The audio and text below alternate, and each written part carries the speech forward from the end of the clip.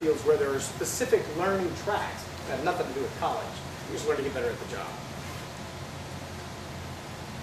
Step number 4 is to take all of the things that you just wrote down there that are what would be your ideal and decide which one of those are not yet true. Identify the ones that are already true. I want to go to school for nursing.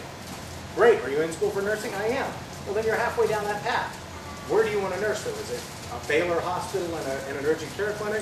Or is it Cook's Children in the burn clinic or the cancer ward? Because those are things you need to continue to work on. And then list the obstacles that prevent you from doing that thing right now. What stops you from doing it now? Is it money? Is it finishing the education? Is it getting the job? Is it getting your foot in the door? Is it finding the senator who's going to make a record for you to go to school where you want to go to school?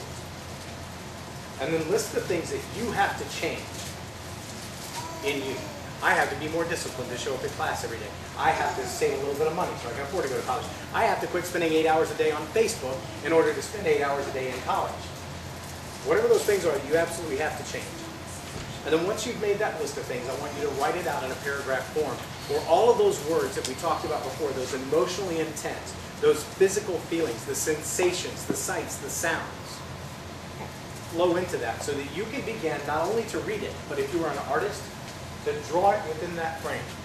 I would love to make $10 million in my life, but I would never kill someone to do that. That's a core value.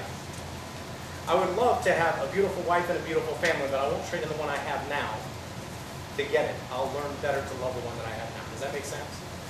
Those are the type of core values that I'm talking about. And if you'll build those things in your life and then realize that in the middle of that, with those limitations that are established by you, you have the right to draw any picture you want to, and inside that picture, you have to realize that what's inspired in you, what comes out when you're squeezed, are the puzzle pieces that are already in the box. Sometimes when we journey through life, what we find is we get to open the box and dust the pieces out and start assembling the puzzle, and then draw the picture.